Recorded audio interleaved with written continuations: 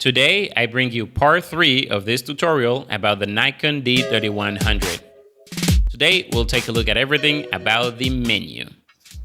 Specifically, we'll take a look at the quick menu or the I button, through which we can access various options such as the image quality. In this case, I have it set to fine, but we can choose raw plus fine, raw, fine, normal, and basic. Those are the available options. Next, for image size, we have large, medium, and small, with approximate sizes of 8.1, 4.6, and 2.1 megabytes respectively. You will see how this I button is like a quick access menu to the most frequently used options. Now we'll move on to the different types of white balance. For white balance, we have auto, incandescent, full white, direct sunlight, flash, cloudy, shade, and the preset mode. In ISO sensitivity, we can select the sensitivity of the sensor.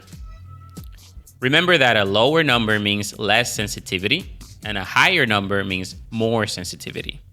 Next, we have the autofocus modes: full auto servo, single servo, and continuous autofocus. We also have the manual focus option here. Next, the focus point, which can be a single point, a dynamic area, or an automatic area. Depending on the autofocus options we select, we'll have different focus point options.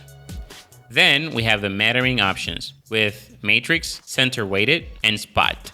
If you don't know what this function is for, and you probably don't yet since you're watching this tutorial, just leave it to matrix for now. That will work the best for you. Next, we have the active D-lighting option, on and off. And then the video recording options. Here we can quickly switch between these settings. Next is the exposure compensation, where we can increase or decrease the exposure to brighten or darken our image.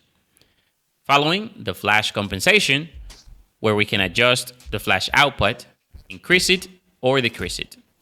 Next, we have the flash mode, which we can quickly change through this quick menu. In the previous video, I promised to show you how to set the function button. Here's how. Let's set this button here by going into our menu, then to settings, then buttons down here, and select the FN button, which is the function button, and assign it to the ISO sensitivity. This way we can change it later. There are more options we can set it to: white balance, active D-lighting, or image quality size, but let's set it to ISO sensitivity. See you in the next video.